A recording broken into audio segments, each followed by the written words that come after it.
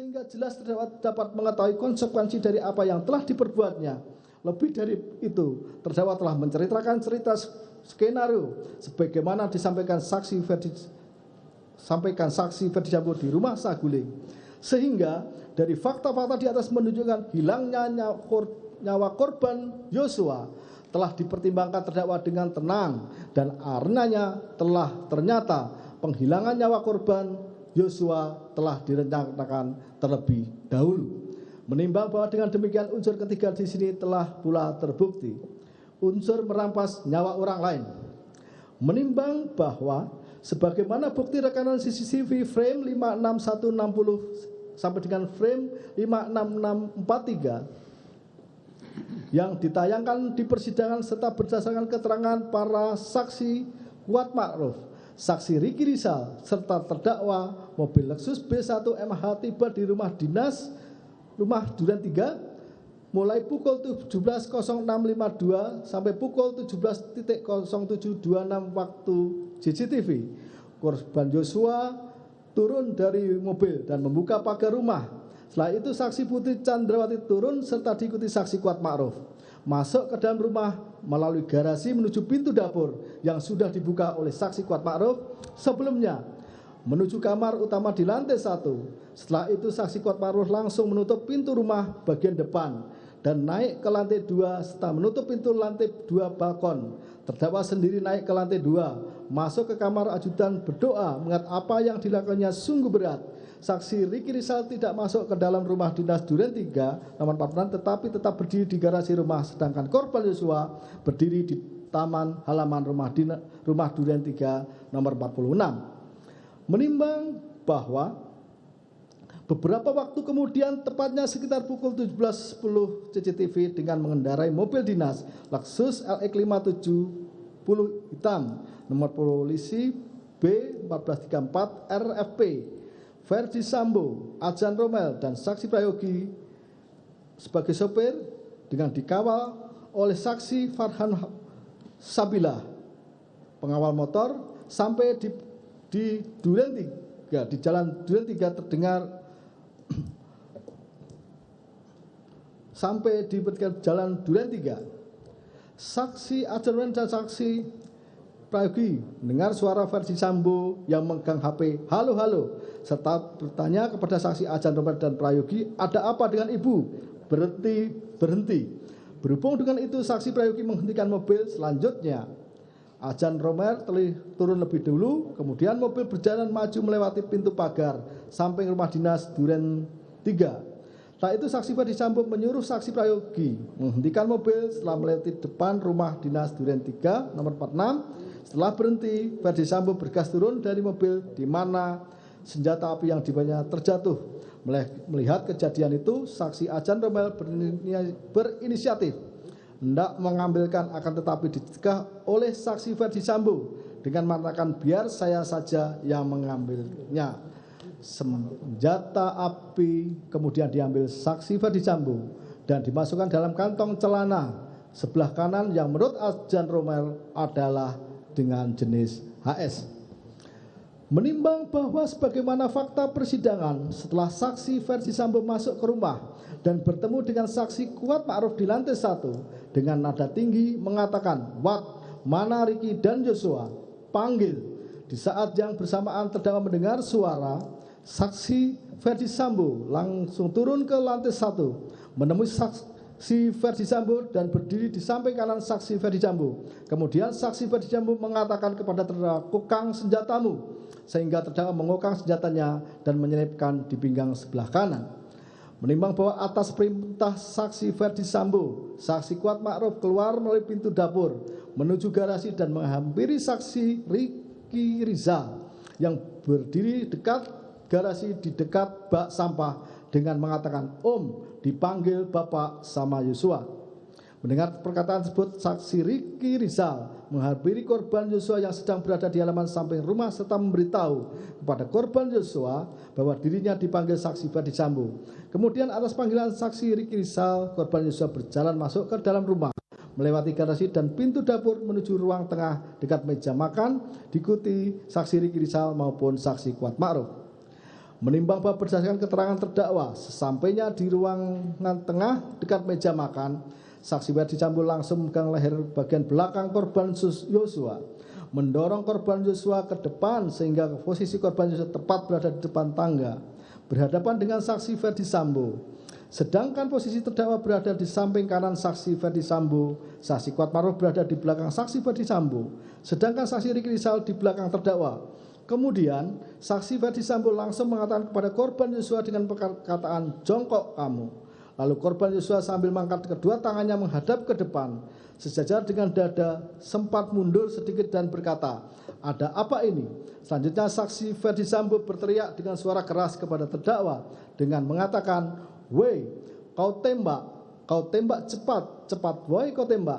Mendengar teriakan saksi Ferdi Sambo, terdakwa langsung mengarahkan senjata api Glock 17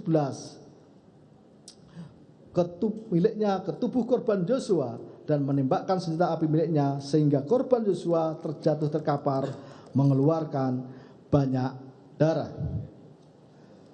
Menimbang bahwa selanjutnya saksi Kuatmaruf melihat Ferdi Sambo maju ke depan ke arah korban Yosua dan terdakwa juga melihat Ferdi Sambo menembak menggunakan senjata api Glock 17 ke arah korban Yosua yang sudah jatuh tertelungkup bersimbah darah dan masih mengeluarkan suara erangan. Tembakan mana yang dilakukan tepat menembus kepala bagian belakang sisi kiri korban Yosua melalui korban Yosua. Menimbang bahwa kedua tembakan yang dilakukan saksi Richard Eliezer maupun saksi Ferdi Sambo di dada yang vital itulah yang menyebabkan korban Yosua meninggal dunia selaras dengan visum et repertum yang berkesimpulan antara lain sebab matinya orang ini adalah akibat kekerasan senjata api di daerah dada yang telah menembus paru. Kekerasan senjata pada kepala bagian belakang secara tersendiri juga bersifat fatal dan dapat menyebabkan kematian. Menimbang berdasarkan uraian di atas, unsur di sini pun telah terbukti. Unsur melakukan, menyuruh lakukan dan turut melakukan, turut serta melakukan. Menimbang bahwa unsur kelima di sini akan dipertimbangkan terlebih dahulu sebagaimana pertimbangan di bawah. Kemudian berdasarkan pertimbangan tersebut majelis akan menentukan apakah perbuatan terdakwa termasuk dalam melakukan, menyuruh lakukan atau turut serta melakukan. Menimbang bahwa sebagaimana fakta persidangan di rumah Saguling lantai 3, saksi Ferdi Sambo, saksi Putri Candrawati, saksi Rizal, saksi Kuatmaruf dan terdakwa telah mengetahui korban Yosua akan dihilangkan nyawanya di rumah Duren 3 dan telah ternyata benar akhirnya korban Yosua telah meninggal dunia yang diakibatkan adanya tembakan saksi Ferdi Sambo dan terdakwa.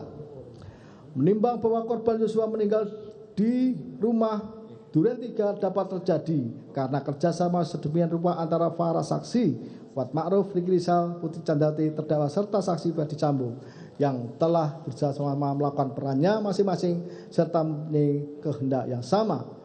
Menimbang bahwa saksi Kuatmaruf telah bertemu dengan saksi Ferdi Sambo di rumah Saguling lantai 3 ketika saksi Kuatmaruf diajak oleh saksi Putri Candrawati, di mana saksi Ferdi Sambo menyampaikan niat membunuh korban Yosua serta menyampaikan apa yang harus dilakukan saksi Kuatmaruf. Belakangan saksi Kuatmaruf berangkat ke rumah dinas Duren 3 dalam satu mobil Lexus B1 MH dengan saksi Candrawati dan terdakwa serta korban yang disupiri saksi Riki Rizal. Sesampai di rumah dinas Duren 3, saksi Kuatmaruf telah menutup pintu utama lantai 1 dan naik ke lantai 2 menutup pintu balkon dihubungkan dengan keterangan saksi Dirwanto yang menyampaikan kepada saksi Ma'ruf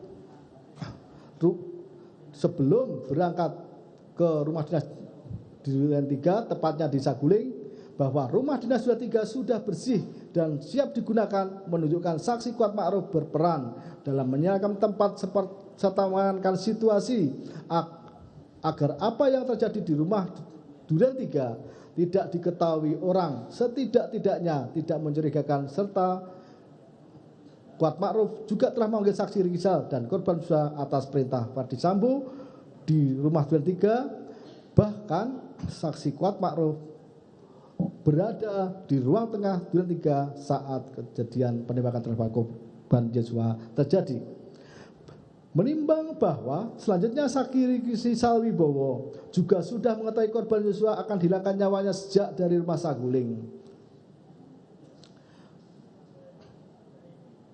Ketika bertemu dengan saksi Ferdi Sambo dan dipanggil melalui HT, dan setelah bertemu di lantai 3, khususnya di lantai 3, saksi Ferdi Sambo telah menyampaikan permintaan saksi Ferdi Sambo kepada Riki Rizal untuk membackup serta menembak korban Joshua apabila melawan, yang dijawab saksi Riki Rizal tidak berani karena tidak kuat mentalnya.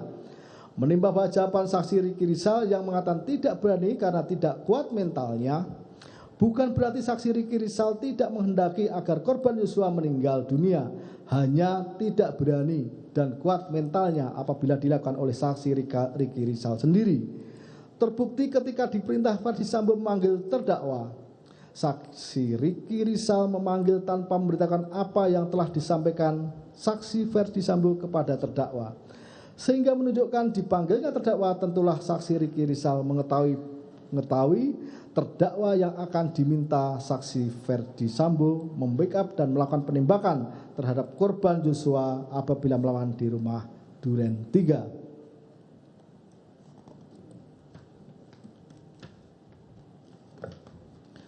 Menimbang pula bahwa selanjutnya saksi Riki Rizal telah menjadi sopir mobil Lexus B1 MAH dari rumah Saguling menuju rumah dinas Duren 3, di mana di dalamnya ada korban Joshua, Putri Chandrawati, Kuat Ma'ruf serta terdakwa, dan belakangan di Duren 3 saksi Kuat Ma'ruf atas perintah saksi Ferdi Sambo menyampaikan bahwa saksi Riki Rizal dan korban Joshua dipanggil